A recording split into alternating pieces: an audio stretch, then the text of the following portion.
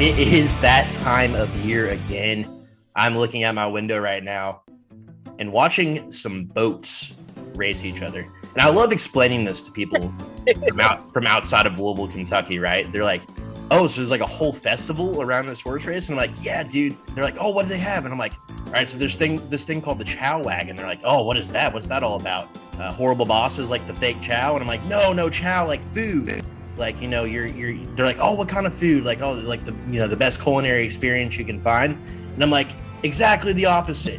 Like, like think about like fair food, but just like a step below that, kind of like that. Like, oh, like food trucks?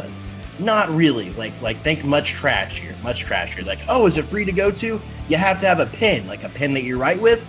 No, like a pen that you put on your shirt. Some of them are gold, but most of them aren't. But if you get a gold one, it's a big deal. Like, all right. What else is there? Oh, well, on Wednesday, there's a boat race. Like, oh, like speedboats? That's pretty cool. No, the exact opposite. The slowest fucking boat you can find. They race each other, and it's staged. Like, what? Yeah, that's right. Yeah. You know those steamboats? Like, steamboats? Yeah, that's right. Apparently, you know, they get together on some steamboats, and a bunch of drunk people race by, and we all just stand by the river and watch it. Like, that's what they do? Like, yeah, it's like we have the fastest 2 minutes in sports and the slowest 2 hours. Like, we get all the good stuff in. But regardless, it's that time of year, Derby Festival, and with the advent of the transfer portal and the 1 or 4 time transfer rules or whatever it is, and NIL and everything else, this is still absolutely basketball season. In years past, we kind of shelved the basketball talk a little bit and get into horse racing or get into baseball or whatever people are into, but it's basketball season, man, and that's why we have, once again, Alan Thomas here to join us. Do a little bit of basketball discussion. Alan, how are you, man, and what are you doing to celebrate Derby this week? What's up, Presley? Thanks for having me on again, and this week is always a rude interruption in my opinion, because we're hot and heavy in college basketball recruiting season. And I know I live in Louisville. I know I live in Kentucky. And, it's not that I don't appreciate, the festivities and the history behind everything. My take on horse racing as a fair way to treat animals is totally beside the point from what I'm about to say. But I think it's just that it's an interruption to college basketball recruiting season. For me, I think, this weekend we might gamble a little bit, but that's just to get the kids. It makes them feel like they're at a casino or something like that. And, we'll roll papers up and slap our palms, as they come down the stretch or whatever. But it's all in good fun. I'm down to party about it. I'd much rather talk about, basketball for an extra week of the year. That's just me, though. Very quickly, then we'll never talk about horses again on this podcast. Any pick for the Derby? I don't even know what horse is what. I think I've heard Forte or something like that tossed around a little bit. When I was a kid, I used to look at the newspaper and I just pick out who looked the coolest and what sounded the coolest. And so I'll probably do that this Saturday too. Since Silver Charm, there hasn't been a horse that everybody's universally beloved, right? Like it's always been this like just competition about what know-it-all thinks that he knows the most. And it's got to be like a 14-1 horse that everybody's sleeping on, and then it comes in like 13th place or something like that. That's what we get into this time of year. Exactly. People from outside of Louisville. Oh, did you make any money at Derby? No, I'm absolutely not. I'm bankrupt. Like this is a terrible time. Yeah. I'm definitely losing $100 every Derby Saturday. Now, actually, last year we won 1,000, but that was a total freak thing, and that's never happened to me. I'm gambling on anything ever, and I don't actually gamble anymore at all because I've lost so much in the past year. Last year, there were like 3 horses that were 50-1 or higher, and I just threw like $5 on them and ended up winning. The longest shot horse ended up winning. So I don't have to do it again. Probably be a favorite this year. Whatever. But really what we want to talk about is the front runners for Louisville basketball. We'll play on words there, Alan. But before we get into that, I want to get into Louisville's most recent commit that we haven't talked about yet. Completely out of left field, like completely out of the infield, if you will. Danilo Jovanovich. I just initial reactions to Danilo Jovanovich for people who have kind of, maybe been on a rock or not paying attention to Louisville recruiting, depend on us to talk about Louisville recruiting. Danilo Jovanovich is a former 3-star recruit, transferred from Miami, who had just entered the transfer portal. and almost immediately committed to Louisville. Not much fodder, back and forth, anything like that. Very quietly visited and then committed to the Cards. And that was it. Jovanovich is a 6'8", 220-pound forward. If you feel like you're high or something and that you feel like Louisville has too many forwards, I think that everybody is kind of in the same boat as you. Alan, what was your take on Jovanovich and positives, negatives? I get a lot of flack on Twitter for being a sunshine pumper. I get people calling me that all the time, or a homer. That's a good one. Probably definitely a homer. I don't know sunshine pumper so much, but here's something. Well, I'm not going to pump a whole lot of sunshine into Danilo Jovanovich.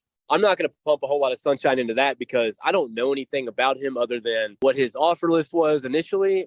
That one video that I pulled up from the guy, the Miami insider that was at all the practices. Now, Miami went to, they went really far in the NCAA tournament. So apparently, Danilo had a pretty good showing throughout the season in practices as he was part of the scout team for Miami. I like that. That's good to hear. But I think the other side of it is, I don't know if you were really going to get another forward that's going to share a lot of minutes because, we're pretty deep at forward, like you just mentioned, and we might get even deeper, probably going to get even deeper, here in the next week or two. We have a pretty high star forward visiting that can play the 3 and the 4. Danilo coming in, he's not, you don't really expect this kid to play very much anyway. So it's a good way for him to grow.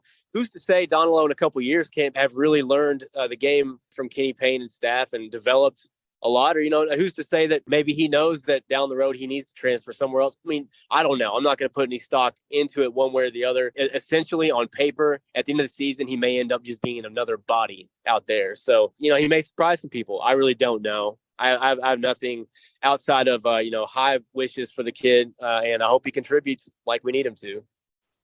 My initial reaction, and as you know, Alan, I'm one of the more optimistic Louisville fans that you'll find. It doesn't always come across as that because I try to have a little bit of integrity and try to bring both sides of the equation to the table. And it's been very difficult to find the positives in a 4-28 season, right? So it often doesn't feel like that, but I've kind of documented my experience, my journey as a fan. I was always a diehard, like you said, kind of a sunshine pumper for the longest time.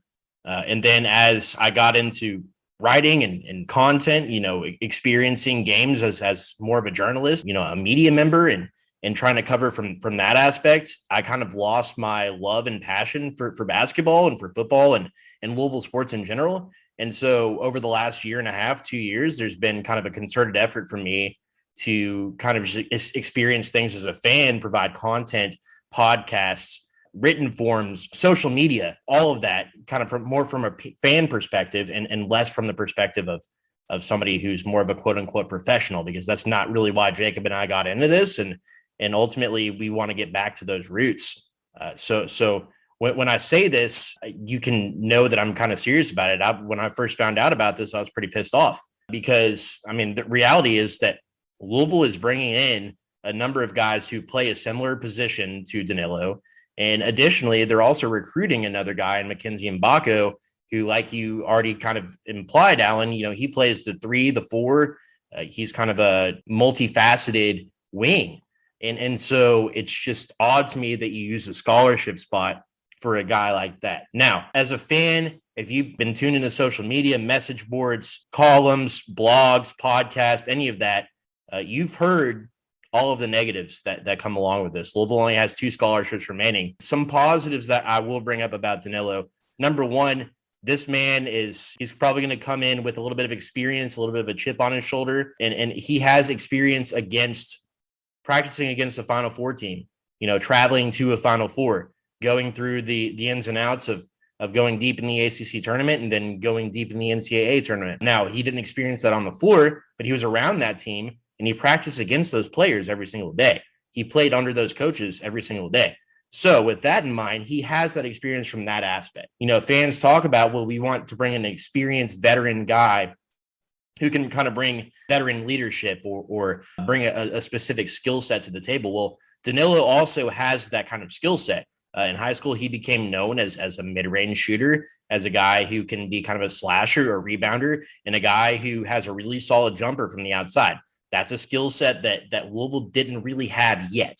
if they land Mackenzie and Mgbako, they will have a guy who's kind of a mid-range guy and kind of an outside guy. If the staff has a plan that they're going to land at least one more transfer guard and that they still have a really good shot at landing Mackenzie and Mgbako, ultimately this could be a guy that they see as a developmental piece, and they feel like they already have the rest of those pieces on the roster.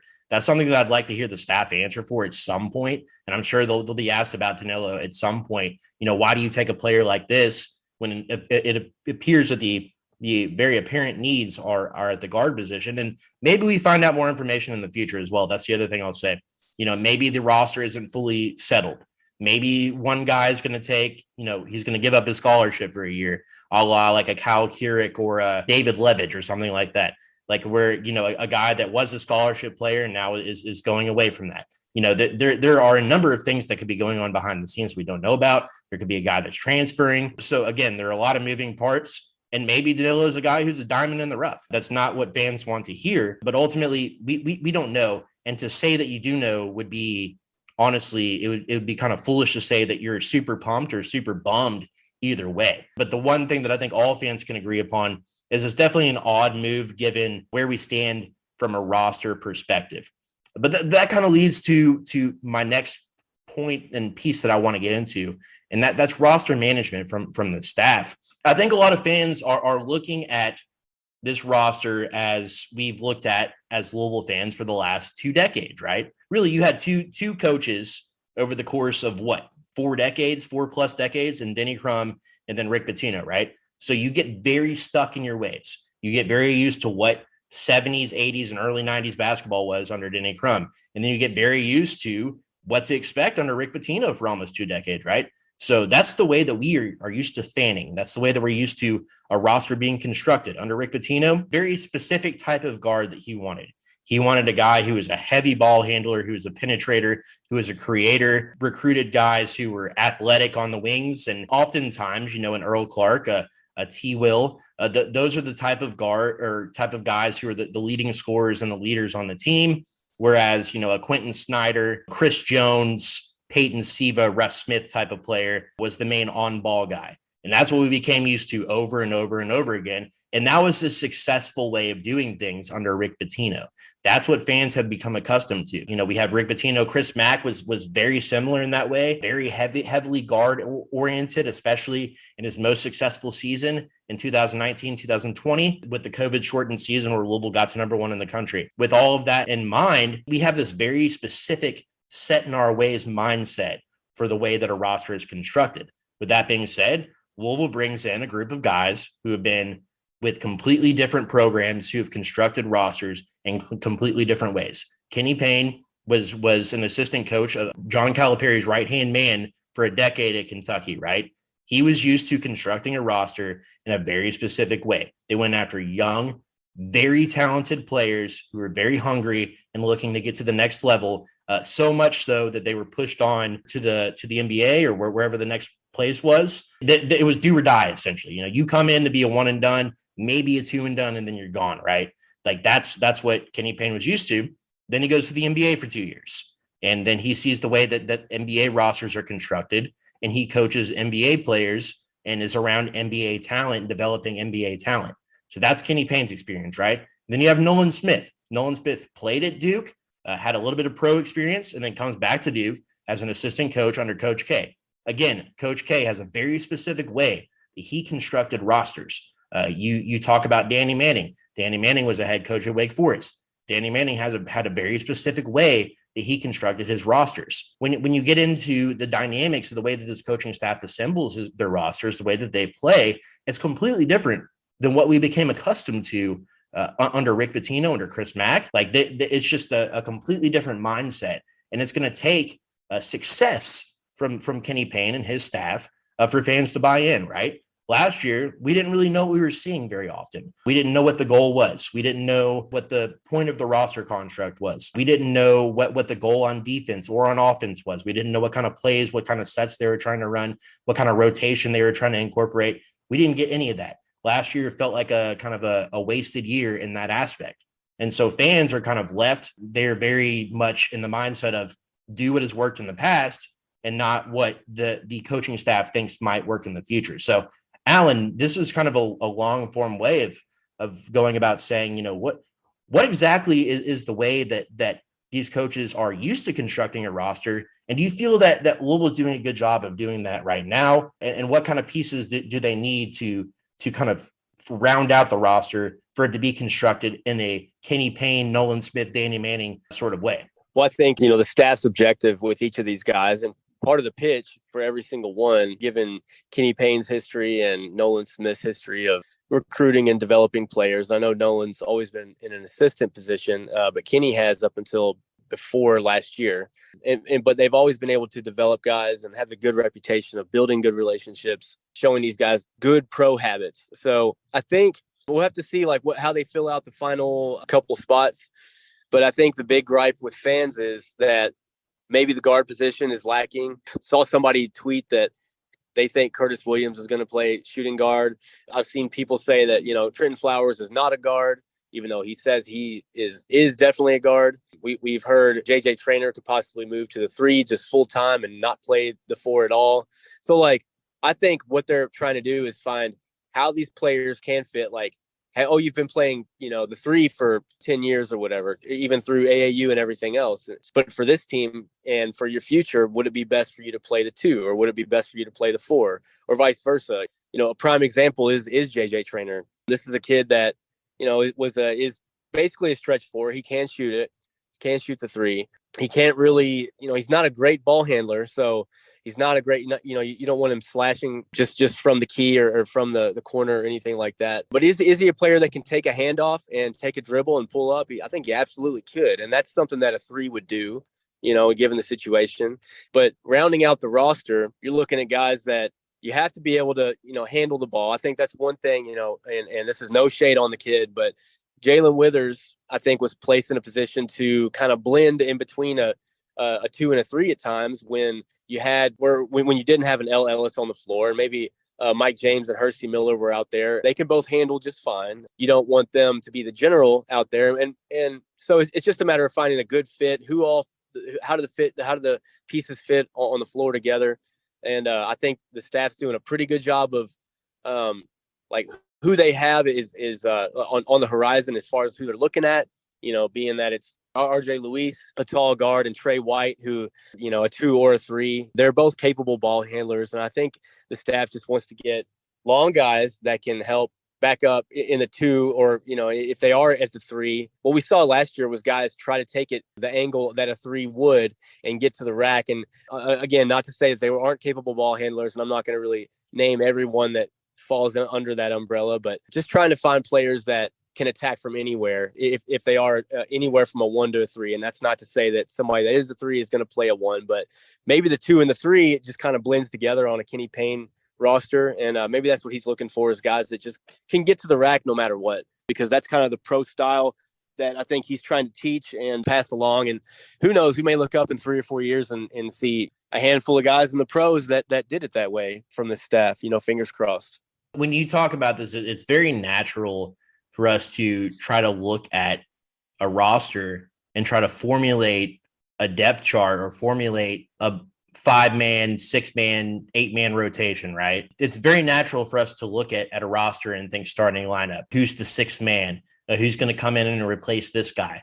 That's just the way that we think. I think that the reality of the situation, though, in our conversations, we'll continue to surround this too. It's just an easy way for us to compartmentalize things, right?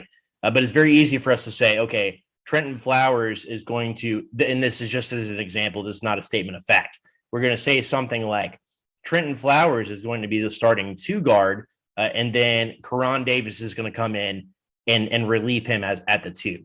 And it's very easy for us to say that because that's what we're used to. As a youth basketball player, all the way up through every level of basketball that we played, Alan, we think of things in terms of you have a position and you have an objective and role on your roster, right? That's just the way that we think about roster construct. But to me, when I look at the way that this staff assembled last year's roster with the limited resources and time and everything that was going on last season, when I look at the way that they are assembling this year's roster, it's very much not position oriented. Yes, it's very easy to look at a Dennis Evans and say, okay, that is a center. I totally get that. But the pieces that are around that, right? I think that the staff wants this to be very loose and free flowing. We don't want a lot of, Virginia style basketball where you get into a set and run an offense like a Bellarmine or something like that for 25 seconds until you find an open shot.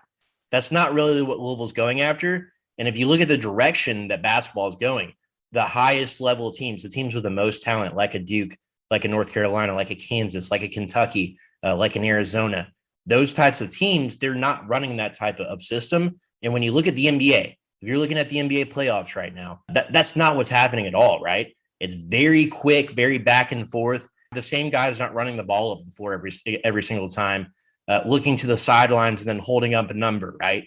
Like that's not the way that modern basketball is run.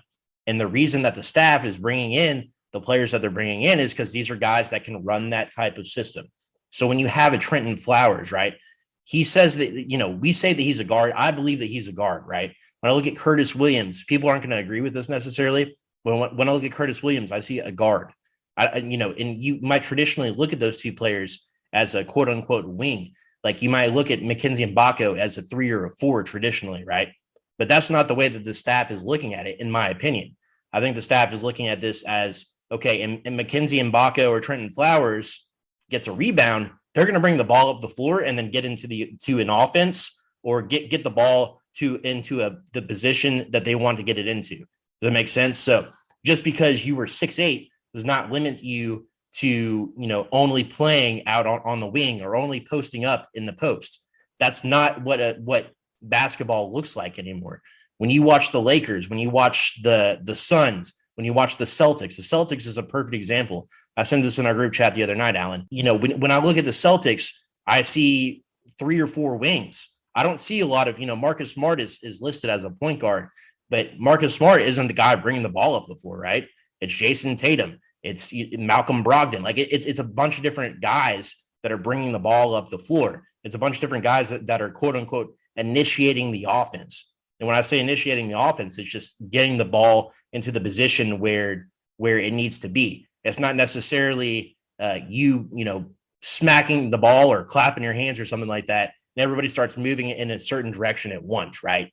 Like that's not, that form of basketball is not what's going to be played this year. And that's what I can appreciate about this roster, right? When you look at Mike James, for instance, he's a little bit smaller than a Trenton Flowers, or say RJ Luis or Trey White or somebody like that comes in.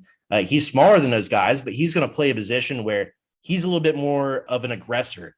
He's a little bit more back to the basket. He's a guy who's kind of going to be a tenacious on ball defender, dependent on who they're playing. So his role, even though he's a quote unquote 2 or 3, isn't necessarily going to be that of a 2 or 3. It's going to be the role that Mike James is meant to play. And I think that that's something that fans need to start to grasp and understand. You're playing based on your role on a specific team or the specific other 4 guys that are on the floor with you.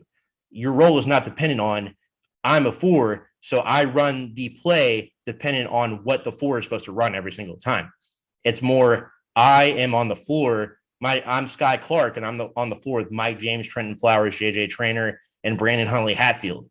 And so when I'm on the floor with those other 4 guys, this is my role on this team. And I think that that's a very important distinction to make when you're a fan looking at this roster. Alan, you're a guy who has a lot more basketball acumen. You're a guy who has a little bit of experience with AAU, has had a son that's going to be playing a little bit more high-level basketball as we go forward. What do you think about a roster being constructed in that manner?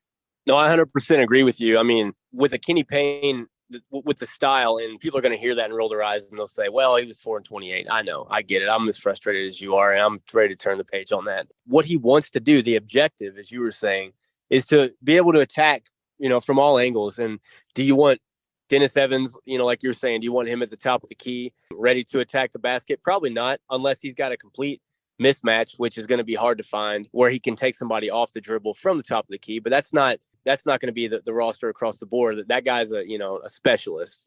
As far as constructing the roster, that's why you're looking at guys like, look, you got 2 tall guards you're looking at, here down the stretch. You have 2 spots to fill. You got 2 guards. that you're really looking at, and it's a 6'7" Trey White. Like I said, he could play 2 or 3, capable ball handler, and a 6'6" RJ Luis out of UMass, a shooting guard. He could very well bring the ball up. Like you were saying, Mackenzie Mgbako, who plays the 4, could very well play the 3. Not a capable ball handler in the sense that we know what ball handler means, but a capable of attacking the basket from anywhere. And he's just that's an all around, another athletic freak, just an absolute freak of nature. So I mean, I think what the staff's doing as far as who the 2 out of the 3 spots are going to go to, I think it's going to be 2 out of those 3 guys. And if you look at who else they've went and got, I mean, Sky Clark would be the outlier as far as height goes, but again, very shifty and crafty and a great floor general in his own respect, and a great shooter. And we saw last night on Twitter, his kid's got some balance too. So I think we're going to be very athletic, and I'm really excited to see, what next year what is in store. He talked about this a little bit on Twitter today. Really what it looks like from the outside. And again, who knows? Louisville might not end up with any of these 3 players, but from what we know right now, there are 3 players that the staff is very, very heavily in on. And that would be Mackenzie Mgbako, a guy who, if you're not aware, Mackenzie Mgbako officially taking 4 visits. He has already visited Kansas. This weekend, he's visiting Indiana. He's already visited St. John's. This weekend, the weekend of May 6th and 7th. So Derby weekend, Mackenzie Mgbako will be visiting Indiana. And then it's presumed that directly after that, he's going to make his way down the short trip to Louisville. And Louisville will be his last visit. Louisville was the leader in the clubhouse as soon as he came out of Duke because of his connections with Nolan Smith, and people who are close to the situation have said from the very start that Louisville was the leader, and that would be very hard to get him away from Louisville. As I insinuated on our last podcast, Alan, I've always been pretty confident if it's Kenny Payne versus Rick Pitino. I don't really see him being a good fit at Kansas. I mean, if somebody drops a bag, I don't see him being a good fit at Indiana. So to me, I mean, it really comes down to St. John's and Louisville. And I think Louisville is going to have a distinct advantage in that aspect. I think unless it comes down to NIL and, this dude's wanting $1 million, $2 million or something like that, and Louisville just can't bring that to the table, I think that's the only way that you really lose him. Anyways, we're getting to Mackenzie Mgbako, a guy who would be a huge, huge major addition, one of the 3 best players to ever commit to Louisville, according to all the rankings and algorithms and what have you, Alan. And then you have 2 transfer guys in RJ Luis and Trey White. And so let's play just a little game because it's Derby week of win, play, show, right? And so, Alan, I think your idea here is, if you're placing a bet on win, that means that you're the most confident that they'd be coming to Louisville. Is that correct? If we did a win, place, or show, win would be, obviously the most confident for Louisville. Place would be School B over us. And I guess show, which is still in the money, so it really doesn't make sense here, but it makes sense as far as Derby goes. That show would be just like, kid didn't come here. I guess show could be like kid thought about it or whatever, but to me, that's an easy way for anyone that's going to listen to this podcast, or most people anyway, to kind of understand the formula of, likelihood. Well, so go ahead and do this for me then. Rank them, if you will, starting with show. Who is the guy that you would least want to most want? Now, I know it's hard to say least because I think that each of these guys bring their own, their own flavor to the table, if you will. Who's the guy that you would kind of just have right on the outside looking in?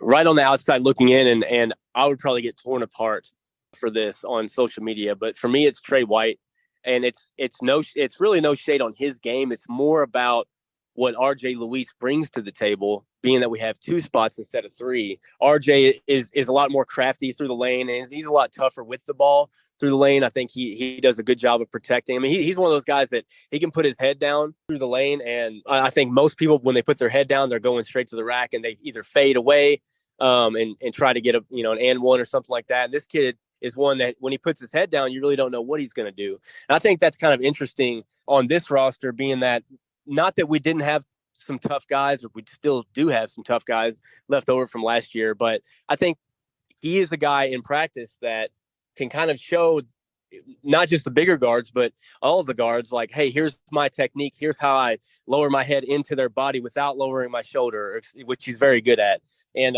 being able to get to the rack. So for me, and again, there's no shade on Trey White. And if we get him, hey man, I'll do a backflip because I think he's a very good player. There's a lot of things I like about Trey White, but Trey White would be my show.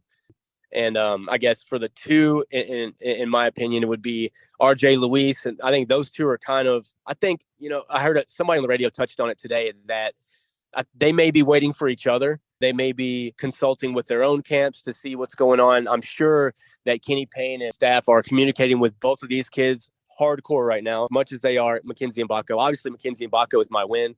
I think you get that kid. I mean, obviously, he would be the second highest, rated recruit in Louisville men's basketball history. And here's the interesting thing, as a side note about Mackenzie, that I think would be even more of a win for me and just more of a moral victory for Louisville fans, is that this is not, I can say with certainty that, and this is nothing that this is, I keep saying throughout this podcast, I'm having to keep cleaning up what I'm saying. But again, I'll keep saying, like, this is no shade on this person, A, B, or C. This is no shade on Kenny Payne at all. But this is a 100% a direct companionship relationship with Nolan Smith from Duke. And this is since the Duke days, it's, because he went to Duke.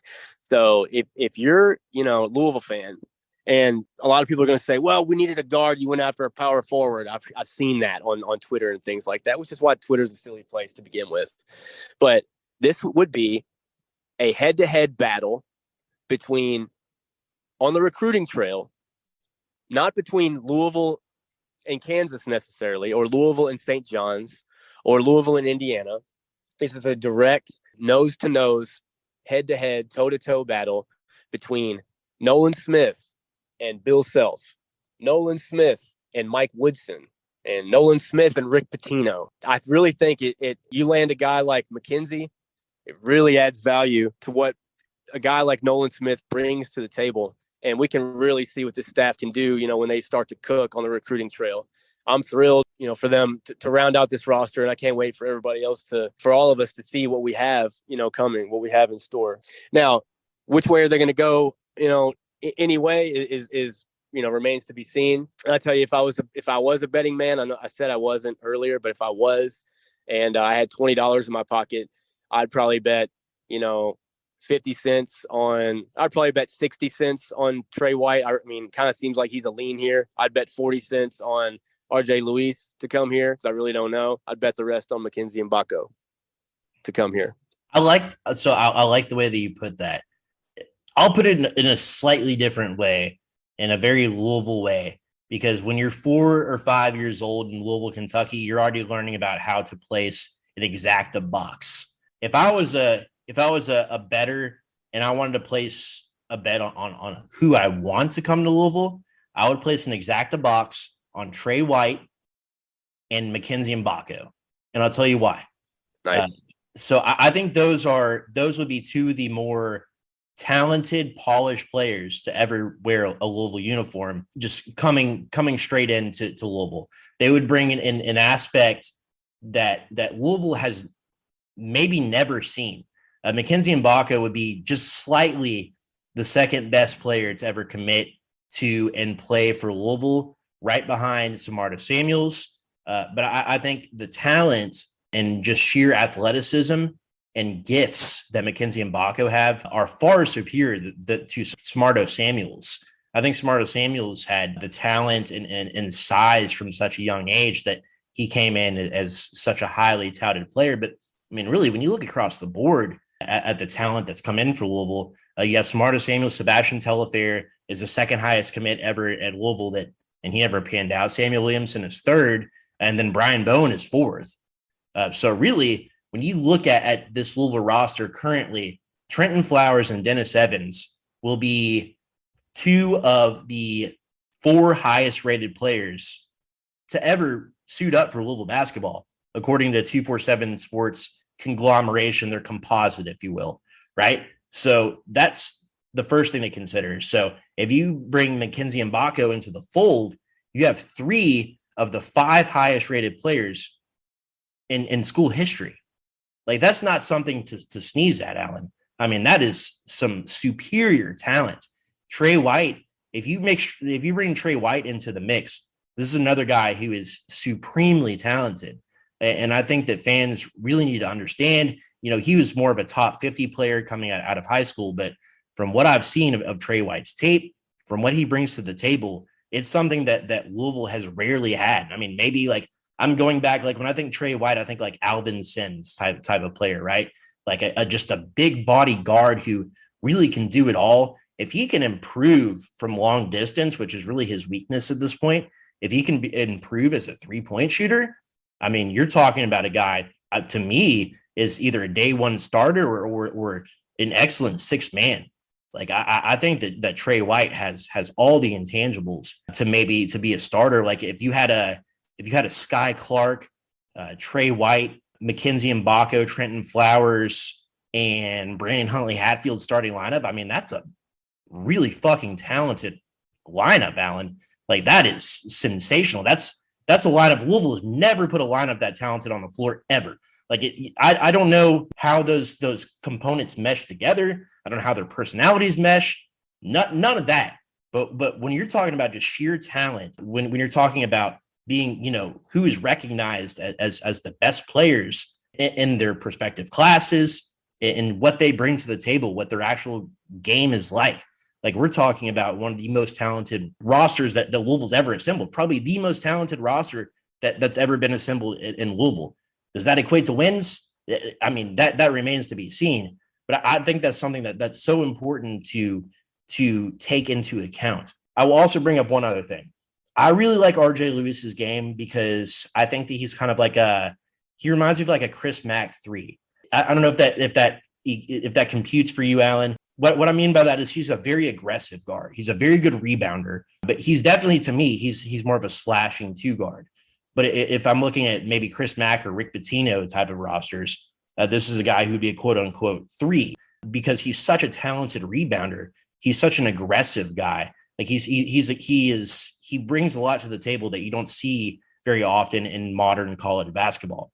I would absolutely love to have a guy like RJ Lewis on this roster, but to me, just reading the tea leaves, seeing what's kind of been happening behind the scenes, kind of interactions on social media, just stuff that you hear, kind of fodder behind the scenes and all the rumors. It feels like RJ Lewis was the guy. Like he was going to be the guy that the coaches are bringing in as the next ball handler to join this roster. But that is kind of cooled off a little bit. And it feels like the Trey White momentum is kind of gaining some steam. To me right now, I think that Trey White and Mackenzie Mgbako, that's like what really would sell me on this roster. Like that's what makes me able to forgive an addition of like a Danilo Jovanovich, right? Like that really, I think, completes this roster and makes it almost whole. I think that you have 4 or 5 guys who can handle the ball. We'll get into the Karan Davis fodder and that sort of stuff a little bit down the road.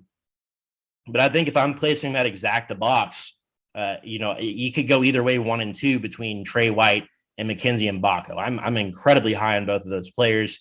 Mackenzie Mgbako is a day one starter. He's a program changing type of player. And I don't want to understate that at all. Like if Mackenzie Mgbako comes in and stinks it up, that would be the biggest upset since the Warriors blew a 3-1 lead, right? Like that is just an all-time type of player to bring in and a guy that can come in and be like a double-double machine right away.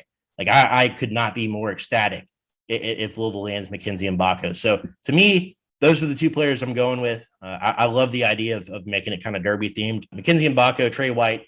And look, if it's RJ Luis, I absolutely will take that as well. Like there's nothing against RJ Luis as a player. As I said, I think that he brings a lot to the table as well. I guess for me, at the end of the day, what you just said, I mean, it's all about, and I heard the great Jason Anderson, who used to be on ESPN radio, and I think he's since moved back home to Kansas City. But he said this, and it's the most simple thing, and it makes the most sense to me. And if you go back in Louisville history or most teams' history, you can, I think, it's very possible that, you can, a minimum of 17 to 18 games, have a strong showing in the ACC because you are so deep talent wise. And what I mean by that is like you said, if you put out Brandon Hatfield as your starter, which, he was a 4 or 5 star, player. And you have a raw but tall Dennis Evans coming off the bench, who is a 5-star, who was upgraded to a 5. That's, I mean, kind of what Wolves fans, it's kind of what we want at each position is, next man up. Can you come in with fresh legs and give the other guy a game? I think conditioning is going to go a long way. So it's really up to the staff to get everybody up to speed. I know some guys are further along than others. It's all about talent, roster depth, talent in the talent area. And, whether we have, a guy that's played guard for the past 15 years or whether he's going to guess what? He's going to try guard this year because he would probably play guard in the NBA. Then that's what we need to. I think maybe we could be ahead of the times here. This could be in mold players. Yeah, dude, absolutely. I mean, I couldn't agree anymore. I think it's deserves to be. I mean, that's the title of this podcast. Great teams are comprised of great players. I love that. Alan, get back to being a soccer dad. We're going to keep it rolling here on the Starting 502. Thank you so much for your time. Get the heck out of here as I keep it rolling. Yes, sir. Thanks, Presley. Again, that was Alan Thomas, owner of T-Shirt Hooligan. If you don't follow him on social media, make sure to do so as soon as possible. T-Shirt Hooligan. They are on the forefront of NIL, which I love to see. A big player, Luke Burgess and Madden Sanker, LM Eats. Make sure you give him a follow, and then at Card and Owl on Twitter. But as we keep rolling along, I think the big thing to focus on is exactly what Alan just said, right? Great teams are comprised of great players. And when you look across the landscape of college basketball, what you're going to see from Louisville, if they land, if it's 2 out of 3 of Trey White, RJ Luis, and Mackenzie Mgbako, I think that you have the most talented Louisville basketball roster assembled in my lifetime. That's not hyperbole. When you look at how the experts rank them, when you look at their acclaim coming out of high school, coming out of the transfer portal, when you look at their rankings across every service, when you look at the way that the coaches view them, when you look at the reputation of Kenny Payne and Nolan Smith and Danny Manning, combine all of that. I don't know if that necessarily translates to wins on the floor, but what you have is a team capable of doing exactly what Louisville needs them to do next season. One thing I quickly want to get into, a friend of the show, Jeff Goodman, came out with his rankings of teams that were the best and the worst so far this season in the transfer portal. I think it's important to kind of go over this because, Jeff, I love you, but the perception of the way that Louisville has handled business in the transfer portal and reality, I think is far different. I think that in modern college basketball, right, I think a lot of the better teams are going to be the teams that win in the transfer portal. I think there's no doubt about that. I think that Chris Mack's best team was assembled through the transfer portal and was successful because of the transfer portal. Chris Mack's best player in Carlik Jones came from the transfer portal. So with all of that in mind, I think you look at a team like an Arkansas, who's just absolutely, it's very, very well documented, is absolutely killing it in the transfer portal. Godspeed, best of luck to former Cardinal L. Ellis at Arkansas as well. A team like Villanova, who kind of had a down year last season, but has killed it in the transfer portal. Gonzaga, Tennessee, and then West Virginia rounds out Jeff Goodman's top 5 teams in the transfer portal this offseason, right? But then his biggest losers, you look at his biggest losers, he has Oklahoma State, Michigan, Arizona, Vanderbilt, and then your Louisville Cardinals. And yes, I think in the sense of the amount of talent brought in via the transfer portal based on expectations because of the level of program, I understand from that aspect. But let's talk about this a little bit. The transfer portal is a two-way street, right? Meaning that the transfer portal is comprised just as much of players that are going out as players that are coming in, right? And so when you talk about who has won and who has lost in the transfer portal, I understand the concept of saying, okay, Louisville has only landed 2 players, and Danilo Jovanovich and Sky Clark in the transfer portal. Meanwhile, They've had some quote unquote misses. I don't even know if I would say misses. They had one player that they really went after in Keon Minifield and got outbid by Arkansas. So Godspeed to Keon Minifield. Best of luck to him. But ultimately, there have not been a ton of players that Louisville's gone after and swung and missed. And I think that's the important distinction to make. And the reason that you can make this distinction is because what Louisville lost and what they've replaced it with. So let's go over that for a second, right? So just as a reminder, let's back it up. Let's rewind it. Here are the players that Louisville has lost to the transfer portal this season. So you have Fabio Basili, Sidney Curry, Kamari Lands, Devin Ree, L. Ellis, Roosevelt Wheeler, and Jalen Withers. Let's look at where these players have gone. Roosevelt Wheeler, I think, is obviously was a big one for Louisville to kind of get him moving in a different direction, right? Roosevelt Wheeler just was kind of at a certain point taking up a roster spot at Louisville. He ends up at VCU. You have another player, and Devin Ree, again, kind of felt like a guy who could have potentially been a good fit down the road, but Louisville is kind of in win now mode. He ends up at Louisiana Tech. Devin Ree does. Kamari Lands, a guy who had a lot of potential, of budding talent. He's probably going to be very successful at Arizona State, but didn't fit what Kenny Payne and staff needed on this Louisville roster. Jalen Withers, much the same. I was maybe the most sad about losing Jalen Withers, Louisville's best three-point shooter, and now has an opportunity to be a real role player, a real kind of six-man type of guy at North Carolina. I think that's a great landing spot for him. L. Ellis, obviously the one that hurts the most. He was really kind of down to Louisville or going pro. When he got feedback from the pros and he came back, the coaching staff said, yeah, you can come back, but you're going to have a changed role on next year's team. Well, L. Ellis didn't necessarily like that, so he went to a team where his role is going to change even more. So that really didn't make a lot of sense. It doesn't seem like L. Ellis got a major bag from Arkansas or anything like that. Kind of a weird fit, L. Ellis to Arkansas. But overall, when you look across the landscape of the transfer portal, I'm not sure where Fabio Basili is going to land. I'm not sure where Sidney Curry is going to land. But you got L. Ellis, Kamari Lands, Devin Ree, Roosevelt Wheeler, Jalen Withers. I think Jalen Withers and L. Ellis are definitely losses. Everybody else, it was probably best that they part ways, right? So then you look at what Louisville has brought in this season, right?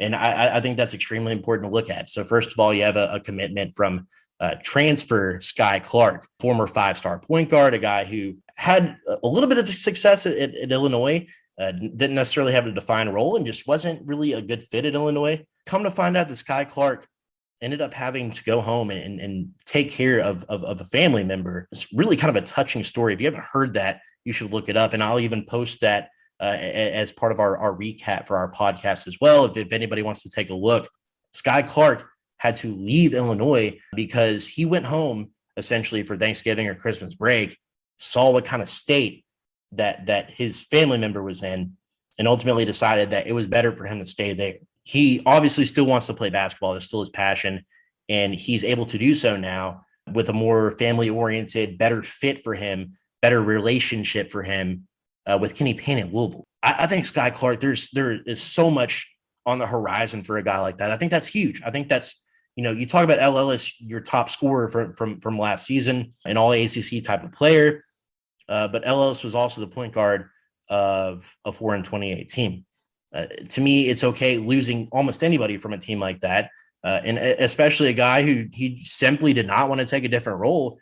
That's not the type of player that ultimately you want on your team if you want to make improvements next season. As much good as L. Ellis brought to this Louisville team last year, ultimately, I think it was best to part ways after kind of hearing what happened, and replacing it with a guy like Sky Clark just feels like the perfect fit. If anybody tries to convince you that that's not the truth, I mean, you got to go back and look at Sky Clark, who was a former Kentucky commit, and how Kentucky fans were just over the moon about bringing in a guy like this last season.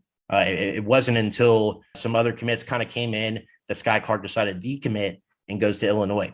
So kind of some interesting movement from Sky Clark, but fascinating story that I think just things have worked out. And this is the perfect ending spot for Sky Clark. I think that he has huge things on the horizon for him in Louisville. And if it's not a step up from L. Ellis to Sky Clark, it's kind of hard to say that anybody's a step up from L. Ellis after everything that he did for Louisville last season. If it's not a step up, it's at least a lateral move. And I'm cool with that, especially because when you look at the rest of the roster that Louisville's bringing in. So obviously Karan Davis is a guy that's been kind of mired by a lot of this Louisville fan base. because he's a guy that's unrated. He's a JUCO guy. Not a lot of people know about him, but Sky Clark has backed him up. A lot of his teammates have really gone to bat for Karan Davis and said, look, this is a guy that's legit. He's going to come in and be an instant impact type of guy for Louisville. And look, if Karan Davis can be a 10 to 15 minute a game guy, back up Sky Clark as a primary ball handler, then all of a sudden you already have more depth at guard than you did last season. I think that's something that's so important to take into factor that a lot of fans don't really think about, right? Last year, it was L. Ellis. Behind L. Ellis, you have Hersey Miller, which Hersey Miller, obviously, I still think that there could be big things on the horizon for Hersey Miller. I think this is a guy who has a good bit of talent, and with another year in Kenny Payne's system, I mean, this could be a guy that's like a Elisha Justice type of player, Tim Henderson type of player. I'm cool with that. So now you have really a three, what you would call point guards, and Louisville's going to bring in a guy like RJ Luis or Trey White to supplement them. There you have four ball handlers right there on that roster, with Sky Clark kind of being the guy that's the lead guy there. Alongside of Sky Clark, you're going to have a guy like Trenton Flowers. Trenton Flowers already a top 5 or 6 commit that will ever suit up for the Cardinals. Listed as a small forward. My buddy Jacob Blaine, if he's listening in, he's going to argue a little bit about this. A lot of fans that have watched his games, he's 6'8", he's kind of lanky. They see him more of like a JJ Trainer or something like that. I'm telling you, Trenton Flowers is a guard. I'm telling you right now, wait on it. Trenton Flowers is a 2 guard that can also play the 3, can defend the 1 through 3, maybe the 1 through 4, an above average rebounder, above average defender, a guy who has explosive athleticism, an excellent shooter, one of the better mid-range shooters that Louisville's going to have coming out of high school. Probably the best mid-range shooter that Louisville's had since Samuel Williamson coming out of high school. When you talk about Samuel Williamson, you're talking about Trenton Flowers has a much more complete game than Samuel Williamson ever brought to the table. Trenton Flowers, I think, is an immediate step up at the 2 position, and he's going to be a perfect pairing for a guy like Mike James, who is blossoming and ready to really step into a role as a potential star at Louisville next season. I mean, this is a guy who averaged 9 or 10 points a game last season, and when he was on, he was on. Like, that was a guy who could drop 20, 25 on you on any given night when he gets hot, and a guy who continues to be an improving 3-point shooter.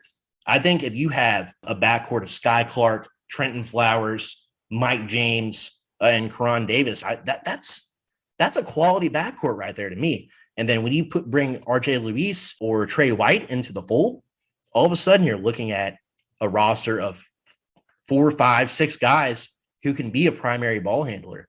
And that's all that you need. Like, I know that we're talking about, people want that Peyton Siva, Russ Smith, Quentin Snyder, Chris Jones type of player. That's not necessarily needed. I mean, you have guys who can be legitimate, primary ball handlers, who can bring it up the court, who can initiate the offense, who can drive, who can dish, who can create for other players, who can create for themselves. I mean, that to me, I'm not just trying to sell you on some half truths or anything like that. I mean, I think that the reality is that there are some really, really quality players and ball handlers on this roster. And I can't wait to get into hopefully some open practices, start to see what this team is gelling like. And I really already like a Sky Clark as a guy in this backcourt who's a leader. I mean, you're already seeing this on Twitter, like really gelling with the fan base, really enjoying the attention. You had a guy like L. Ellis last year who would pop off on Twitter all the time and be a bit abrasive and be a bit, in press conferences and even on the floor at times or with his teammates. Very, very abrasive, very, chip on his shoulder type of guy who could sometimes step up to the moment, but ultimately was not the fit that Louisville needed, especially on a team like last year's. In that aspect, I think Sky Clark is a massive step up from L. Ellis.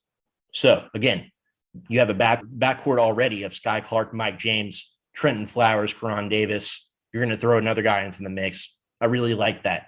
And then you have a guy like Dennis Evans in the middle.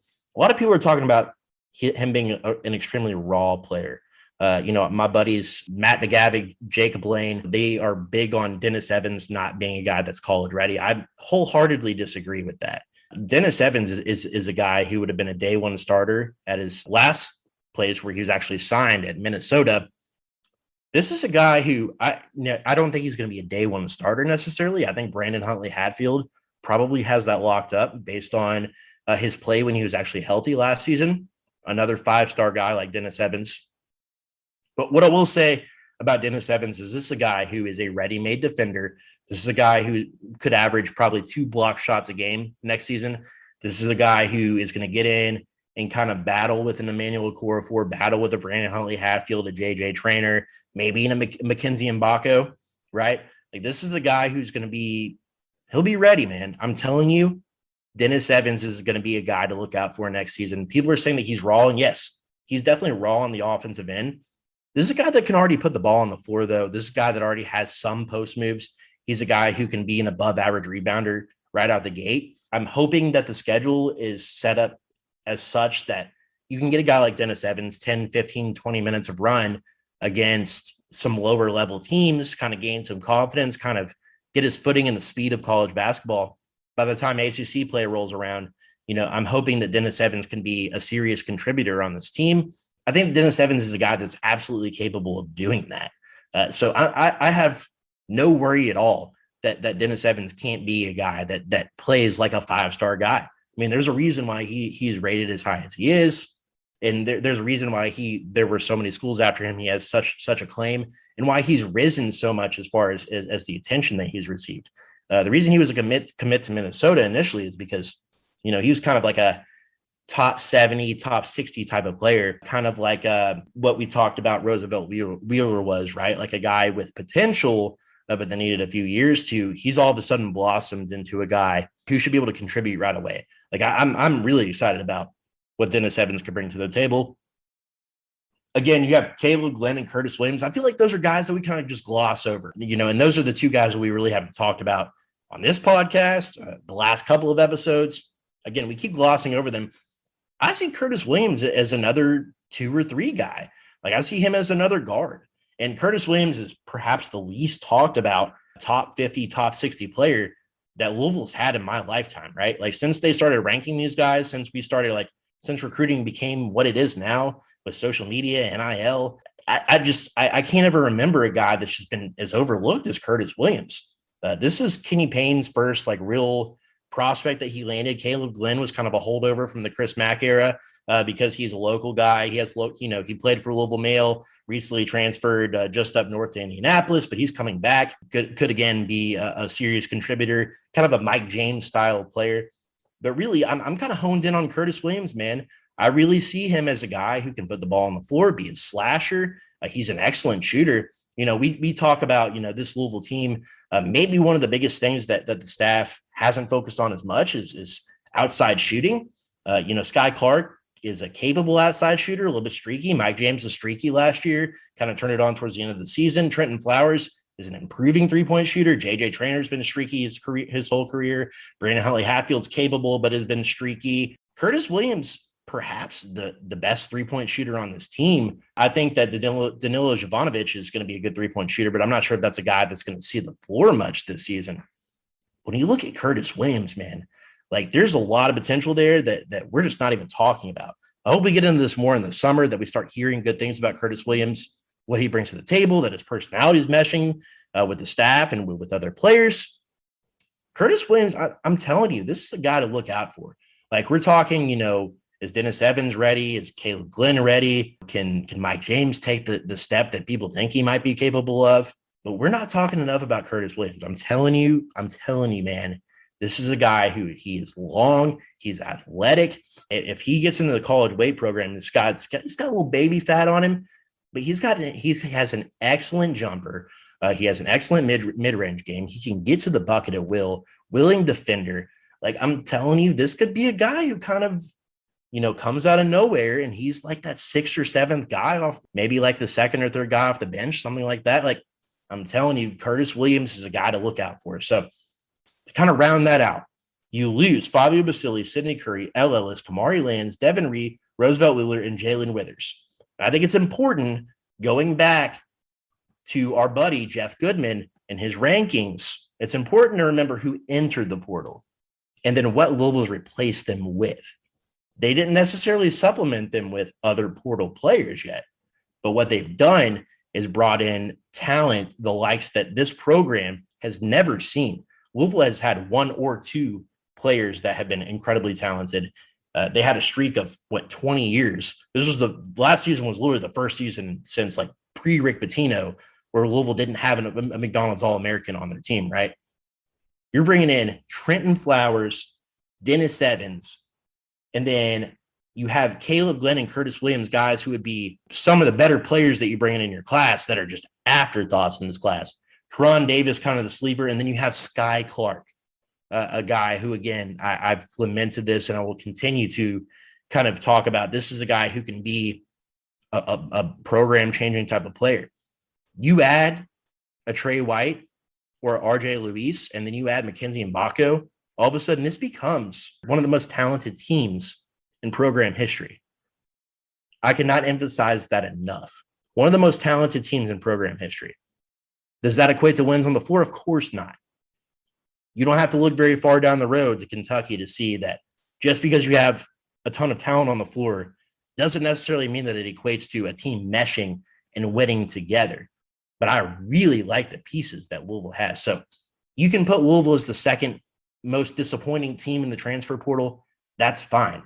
But when you talk about who Louisville's landed in the transfer portal and who they've quote unquote missed on, let's also talk about the guys who they got rid of into the transfer portal and then what they replaced those guys with.